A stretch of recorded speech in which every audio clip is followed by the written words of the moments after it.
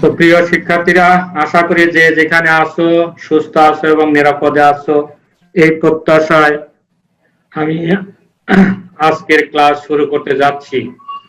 তো তোমরা নিশ্চয়ই আমাকে দেখছো এবং কথা শুনতে পারছো।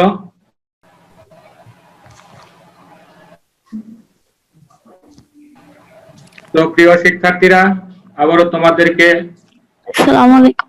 ওয়ালাইকুম আসসালাম। ঢাকা উইমেন কলেজ কর্তৃক আয়োজিত অনলাইন ক্লাসে তোমাদের সবাইকে স্বাগতম জানাচ্ছি। তো তোমাদের সবাইকে স্বাগতম জানাচ্ছি আমি মোহাম্মদ সুলাইমান হোসেন, সহকারী অধ্যাপক, গণিত বিভাগ, Dhaka women college, Uttara, Dhaka. Mobile number 5543599276। Email sulaiman.dwuc@gmail.com। YouTube channel Sulaiman Hossain DWC। তো তোমরা যারা ক্লাসে যোগদান করছো তারা তো সরাসরি দেখবাই, আর যারা এবং পরবর্তীতে যদি না বোঝো এই ক্লাসটা, যদি কোনো তোমাদের শর্টেজ থাকে, তো আমার এই ইউটিউব চ্যানেলে গিয়া ওই অন্তরীকরণ ফাইলে গিয়া তোমরা এই ক্লাসটা আবারও দেখতে পারবা। তোমরা কি আমার ইউটিউব চ্যানেলে গেছো কোনোদিন? জি স্যার, গিয়েছি। হ্যাঁ, চ্যানেলের নাম জানো? সুলাইমান হোসাইন DWC। তো তোমাদেরকে বলেছিলাম যে একাদশ শ্রেণীর ক্লাস শুরু হয়ে গেছে, সেখানে আমি ম্যাট্রিক্স করাচ্ছি। তো ম্যাট্রিক্স এর উপরে একটি ক্লাস অলরেডি আমি ইউটিউবে দিয়েছি। তোমরা কি কেউ দেখেছো? জি স্যার, দেখেছি। হ্যাঁ, আজকের পাঠ পরিচিতি। শ্রেণী তোমরা দ্বাদশ শ্রেণী, বিষয় উচ্চতর গণিত প্রথম পত্র, বিষয় কোড 265, নবম অধ্যায় অন্তরীকরণ, অনুশীলনী 9D। তো শিক্ষণ ফল হিসেবে তোমরা যা শিখতে পারবে, ফাংশনের যোগফল, বিয়োগফল, গুণনফল ও ভাগফল আকারে থাকলে সেইগুলো তোমরা অন্তরীকরণ করতে পারবে।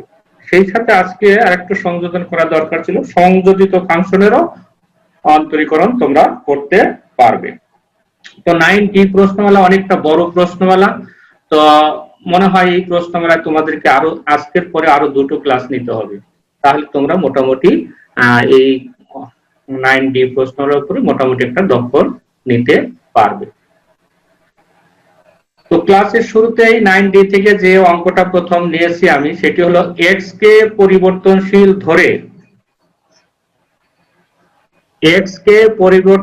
ধরে cos x এর অন্তরজ নির্ণয় করো। অর্থাৎ x কে পরিবর্তনশীল ধরে cos x কে অন্তরীকরণ করো। তো আমরা কিভাবে করব? একটি জিনিস প্রায় সব অঙ্কেই আমরা লিখে থাকি, কি ধরি y = cos x, অর্থাৎ যে ফাংশনটা দেওয়া থাকে সেই ফাংশনকে আমরা কি ধরেছি? cos x। তো cos x হইলে তো আমরা সূত্র জানি, তাই না? d/dx cos x সমান কত হয়? একজন বলো তো দেখি। -sin x। -sin x। Good. কে বললা? তাকে একটা ধন্যবাদ দিলাম। নীলিমা। নীলিমাকে ধন্যবাদ, যে বলতে পারলো। সবাইকে তাৎক্ষণিকভাবে জবাব দিতে হবে। আর তোমরা যদি সূত্রগুলো আয়ত্তস্থ না করো, আমি মুখস্থ বলি না, মুখস্থ করলে ভুলে যায়, আর আয়ত্তস্থ করলে এগুলা ভোলা সম্ভব নয়। এমন ভাবে চেষ্টা করবা ধরে রাখা যেন সবসময় আয়ত্তে থাকে। তো cos x কে অন্তরীকরণ করলে হয় sin x, -sin x, কিন্তু এখানে আছে কি আমাদের cos x। তো cos হচ্ছে x এর ফাংশন। এখানে x আবার নতুন একটা, মানে x এর সাথে a আছে, একটা কনস্ট্যান্ট, হতে পারে 5x, হতে পারে 7x, এই জাতীয়। এই জন্য এই x কে আমরা আরেকটা ফাংশন ধরবো কি z, এবং লিখলাম মনে করি যে z = x। তাহলে এটি কি আসলো? cos z। এখন যদি আমরা এই z এর সাপেক্ষে y কে ডিফারেন্সিয়েশন করি, তাহলে কি হবে? dy/dz = d/dz cos of z। তো এখন d/dz cos z সমান কত? যেমনি ভাবে বললা যে d/dx cos x সমান -sin x, তেমনি ভাবে এটা কি হবে? -sin z। এখন অঙ্কিত -sin z, রাইট। তো এখানে অঙ্কিত z দেয়া ছিল না, z টা আমরা ধরেছি, এই জন্য z এর মান আবার বসালাম। ঠিক আছে? তো আমাদের যেহেতু প্রদত্ত ফাংশনকে আমরা y ধরেছি, কাজেই আমাদের বের করতে হবে কি dy by dx। dy by dx করলে আমাদের কি d by dx cos x এর মান বের হবে, cos x এর মান বের হবে। কাজেই আমরা বের করলাম কি, বের করলাম dy বাই dz, আর আমাদের বের করতে হবে কি dy বাই dx। তাহলে এখন আমরা এই যে ডান পাশে যেটি দিয়েছিলাম আমরা কি z ইকুয়াল টু x, এটাকে আবার x এর সাপেক্ষে অন্তরীকরণ করি। x এর সাপেক্ষে অন্তরীকরণ করলে কি হয়, dx by dz by dx equal two কি d by dx ax। a তো কনস্ট্যান্ট, আর x কে ডিফারেন্সিয়েশন করলে কত হয় 1, এজন্য লিখলাম a into 1, R a into 1 সমান কত a। ঠিক আছে, তো এখন দেখো dy by dz equal to কি dy by dx equal two dy by dz into dz by dx। আবার লক্ষ্য করো কি লেখা হলো dy by dx equal two dy by dz into dz by dx।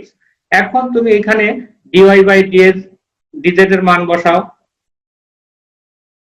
কত dy by dz এর মান হচ্ছে মাইনাস এই যে sin ax, minus sin x লিখলাম, আর dz by dx এর মান কত a। তো এখন এই ax আর a এর মধ্যে কোনো সম্পর্ক নাই, অর্থাৎ এখানে ax হচ্ছে একটা কোণ আর এটা হচ্ছে একটা মান, এই যে আলাদা এ যেটা লিখছি আমি এটা একটা মান, এই জন্য এটাকে আমরা সামনে নিয়ে লিখবো যে minus a sin x, minus a sin ax, আর এটি হচ্ছে আমাদের অ্যান্সার। এখন তোমাদের কোনো কোশ্চেন থাকলে তোমরা করতে পারো, যদি না থাকে তাহলে আমরা সামনের দিকে অগ্রসর হই। এরপরে অঙ্কটা হচ্ছে x কে পরিবর্তনশীল ধরে cos x এর অন্তরজ নির্ণয় করো। অঙ্কটি ঢাকা বোর্ডে 2019 সালে পরীক্ষায় এসেছিল। তো প্রবের অঙ্কটির সাথে এই অঙ্কের কি কোনো পার্থক্য আছে? না স্যার। হ্যাঁ স্যার কোনো পার্থক্য নাই, তাহলে শুধু এই অঙ্কটি sin আর আগে ছিল cos x এর অন্তরজ নির্ণয় করো, এখানেও cos x এর অন্তরজ নির্ণয় করো। তাহলে একই প্রশ্ন আমি আর একবার লিখেছি, অবশ্যই এর একটা উদ্দেশ্য আছে। আমি বিকল্প পদ্ধতি অঙ্কটা করব, সেটা কি ধরলাম কি y equal two cos x। এখন এটিকে ডাইরেক্ট আমরা ডিফারেন্সিয়েশন করব, লিখলাম dy by dx equal to d by dx cos x। এখন তোমরা এই যে ax, এই ax টাকে মনে মনে চিন্তা করে এটি হচ্ছে x, তাহলে কি হবে cos কে ডিফারেন্সিয়েশন করলে কত হয় মাইনাস sin, মাইনাস sin তা, তাই আমরা লিখলাম মাইনাস sin x। যেহেতু এই তাটা x না, এই যে এটা হচ্ছে x, এটাকে আবার অন্তরীকরণ করতে হবে, তো তাই লিখলাম এটি। এখন মাইনাস sin x আর x কে ডিফারেন্সিয়েশন করলে কত হয় a, এখন এটা সামনে নিলাম আর এটা আসলো, আর এটি হচ্ছে আমাদের অ্যান্সার। অতএব এটি একটি শর্টকাট পদ্ধতি। তো ওটি আমরা দেখিয়েছি, আমরা যখন অঙ্ক করব অধিকাংশ সময় এই মেথডেই আমরা অঙ্কগুলো করব। ক্লিয়ার? এরপরে অঙ্ক নিলাম আমি একই প্রশ্নমালা থেকে 18 নম্বর অঙ্ক, x কে পরিবর্তনশীল ধরে root over e to the power root over x এর অন্তরজ নির্ণয় করো। তো আমরা সব অঙ্কেই এই অংশটা লিখে থাকি, আমরা তারপরে লিখি dy বাই dx এটা। এখন লক্ষ্য করো কি root over e to the power root over x, তো রুট x কে ডিফারেন্সিয়েশন করলে কি হয় d by dx root x সমান কত 1/2 root over x sir. Yes, কি সুমাইয়া আক্তার না কে বললাম? হ্যাঁ স্যার আমি সুমাইয়া। মেঘলা না, গুড, এরকম বলবা। এই দেখো সূত্র লিখে দিয়েছি, তারপরে d by dx root x সমান কত 1/2 রুট x। ঠিক আছে, তাহলে এখান থেকে যেহেতু আমরা একটু একটু করে বড় হচ্ছি, আমরা বলবো যে d বাই dx রুট যা 1/2 রুট তা, তাহলে এই জন্য লিখলাম 1/2 রুট কত ই টু দি পাওয়ার এক্স। যেহেতু এই যে রুটটা, এই রুটের ভিতরে যেহেতু এটা নট অনলি এক্স, এটা কি হচ্ছে, যে আমার কার্সরের দিকে লক্ষ্য করবা, কার্সর ঘুরে দেখাচ্ছি, এই যে রুটের ভিতরে কি আছে, e to the power root x আছে। তো এখন এই e to the power root x কে আবার অন্তরীকরণ করতে হবে, এই জন্য আমরা লিখলাম d by dx e to the power root x. আবার d by dx root x সমান কত, গত ক্লাসে বলেছিলাম যে এটি একটি অবিনাশী ফাংশন, যে এর কোনো পরিবর্তন হয় না। D by dx root x সমান, sorry, d by dx e to the power x সমান e to the power x. এই জন্য আমরা বলবো e to d by dx e to the power যা, ই টু দি পাওয়ার তাই হয়।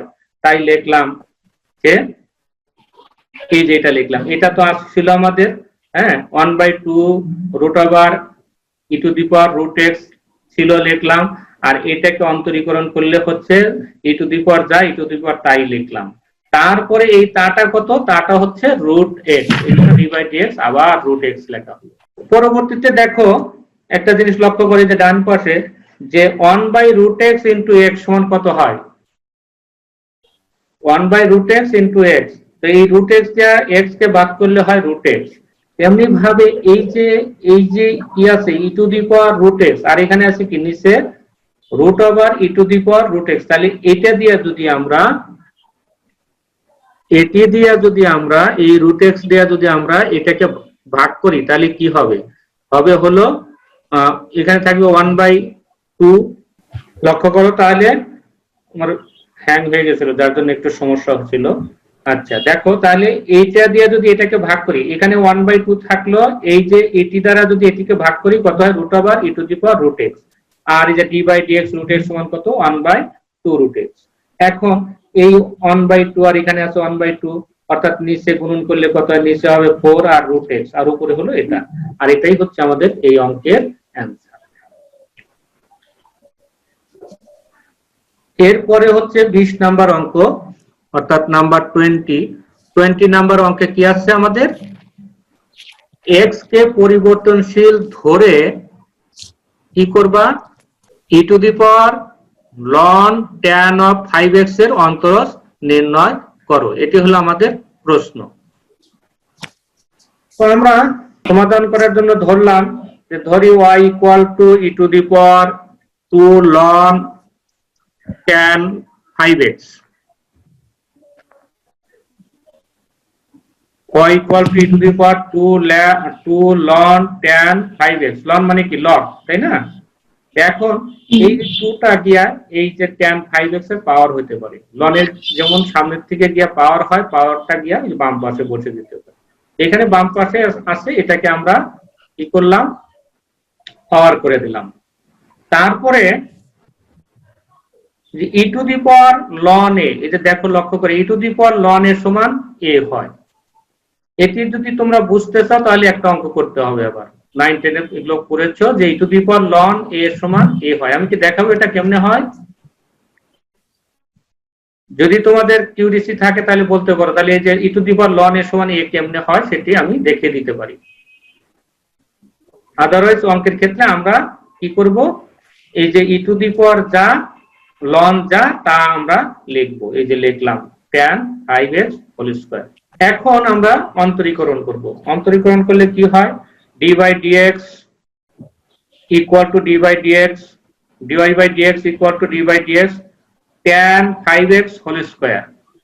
tan 5x whole square, tan 5x কে যদি আমরা x মনে করতাম তাহলে কি হতো, x স্কয়ার। আর x স্কয়ার কে ডিফারেন্সিয়েশন করলে কত হয়, 2x, 10 5x। হ্যাঁ, এই tan 5x কে মনে মনে চিন্তা করো, এটি কত, x স্কয়ার, তাহলে কত হলো 2x। এখন যেহেতু এটা x না, এই যে স্কয়ারের ভিতরে ছিল কি tan 5x, এজন্য লিখলাম d by dx tan 5x। এখন d by dx tan x সমান কত, 5x কে x মনে করো, তাহলে tan x কে ডিভাইড করলে হয় sec স্কয়ার x, এজন্য tan 5x সমান কত, sec স্কয়ার 5x। এখন এই 5x টা আবার শুধু মাত্র x নয়, এই জন্য এই 5x কে আবার ডিফারেন্সিয়েশন করতে হবে, তাই লিখলাম যে d বাই dx 5x। এখন এটি যা ছিল তাই, আর 5x কে ডিফারেন্সিয়েশন করলে কত হয় 5।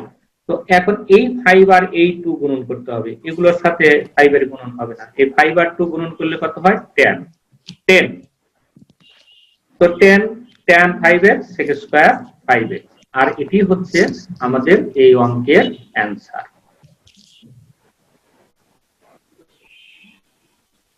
যদি কোনো প্রশ্ন না থাকে তাহলে আমি পরবর্তী অঙ্কে চলে যাব।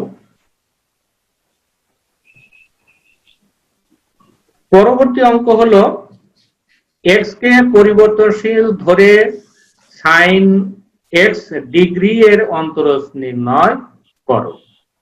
তো সমাধান, ধরি y sin x ডিগ্রি।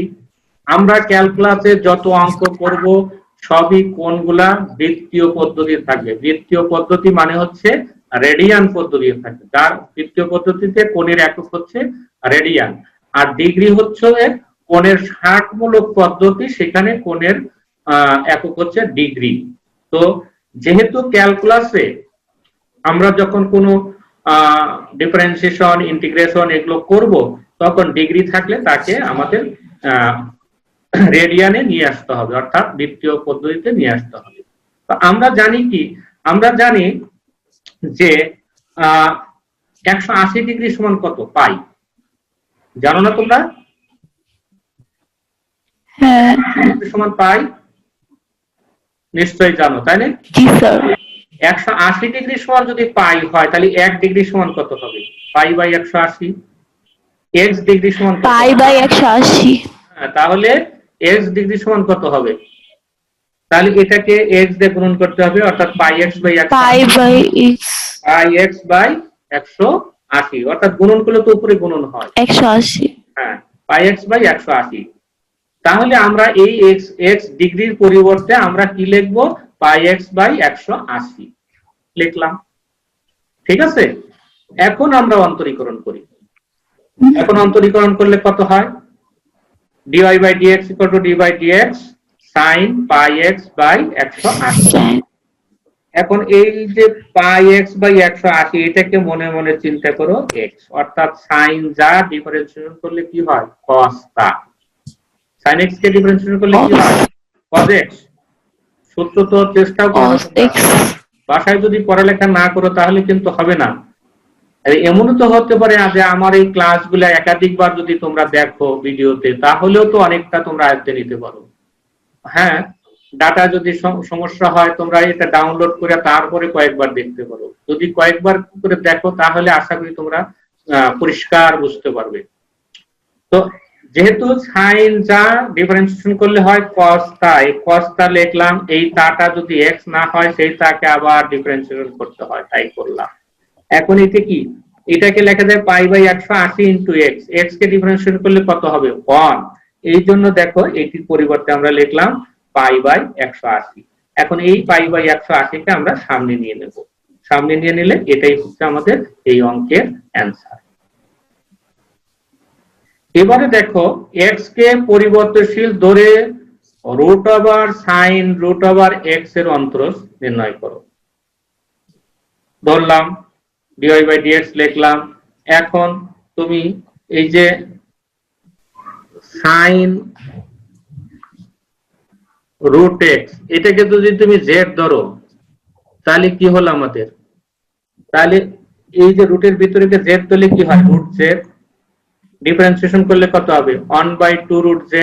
এই জন্য আমরা 1/2, এটাকে ডিফারেন্সিয়েশন করলে হয় 1/2 রুট z, তাই না? তাহলে আমাদের এটা কি হবে? এটাকে ডিফারেন্সিয়েশন করলে হবে কি 1/2 root sine root over x। Good, root over x। হ্যাঁ, তাই লিখবো আমরা 1/2 root over sine root over x। এখানে লক্ষ্য করো যে আমার একটা রুট বেশি হয়ে গেছে, এখানে একটি রুট হবে, একটা রুট হবে না, একটা এই রুটটা কেটে দাও। ঠিক আছে, এই রুটটা অতিরিক্ত হয়ে গেছে। তো আমরা লিখলাম 1/2 রুট, এটা লিখলাম। লেখার পরে এই যে রুটের ভিতরে যা আছে এটা তো নট অনলি x, এই জন্য এটাকে আবার অন্তরীকরণ করতে হবে। তাই d by dx sin root x লিখলাম। সাইন রুট এক্স লেখার পরে এটাকে আবার ডিফারেন্সিয়েট করলে কি হয়, সাইন যা ডিফারেন্সিয়েশন করলে হয় কস তা, এই তাটা এক্স না, এই জন্য এই তাকে আমরা আবার ডিফারেন্সিয়েশন করলাম। এখানে লক্ষ্য করো এই যে একই ভুলের এখানে আবার পুনরাবৃত্তি হয়েছে, অর্থাৎ এই যে প্রথম রুটটা বাদ দিয়ে দিবা, তোমরা যখন প্র্যাকটিস করবা তখন এই প্রথম রুটটা দিবা না, এই কথাগুলো তোমাদের মনে রেখে আবার প্র্যাকটিস করবা। আর এই রুট এক্স ডিফারেন্সিয়েশন করলে কত হয়, 1/2 রুট এক্স। 1/2 root x. হ্যাঁ, তাহলে দেখো সরল করলে কি হলো, এই cos x টা cos রুট এক্স টা উপরে লিখে দিলাম, এই 2 আর 2 গুণন করলে 4, এই রুট এক্স টা প্রথমে লিখলাম, তারপরে root over sine root x লিখলাম, আর এটি হচ্ছে আমাদের এই অঙ্কের অ্যান্সার। তো আজকে যে অঙ্কগুলো করানো হলো এবং গত ক্লাসে যে অঙ্কগুলো করানো হয়েছে তার আলোকে আমি তোমাদেরকে কয়েকটি হোমওয়ার্ক দিয়েছি। কি, x⁴ ln x, অর্থাৎ এটাকে তোমরা u/v সূত্র দিয়ে করবা। তারপরে দ্বিতীয় অঙ্কটাও এরকমই, e⁴x ln x/log a/x। তারপর তৃতীয়টা হলো sin root x। 4 number cos ln x plus ln tan x।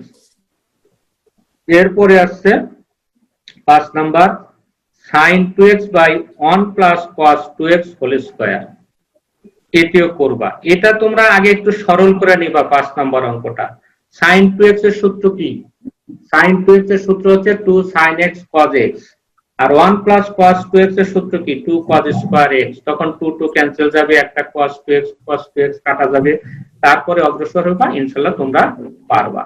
তো তোমাদের সবাইকে আজকে ধন্যবাদ দিয়ে আজকে ক্লাস শেষ করছি। পরবর্তী ক্লাসে তোমরা আরো একটু পড়ালেখা করে সূত্রগুলো আয়ত্তে রেখে তারপরে যোগদান করবা, তাহলে ক্লাস করে আরো একটু মজা পাবে। এবং আগামী ক্লাসে খুব ইম্পর্টেন্ট অঙ্ক করানো হবে, যেগুলো সাধারণত পরীক্ষায় এসে থাকে। এবং তোমরা সবাই ভালো থাকো, সুস্থ থাকো, এই কামনা করে আজকের ক্লাস শেষ করছি।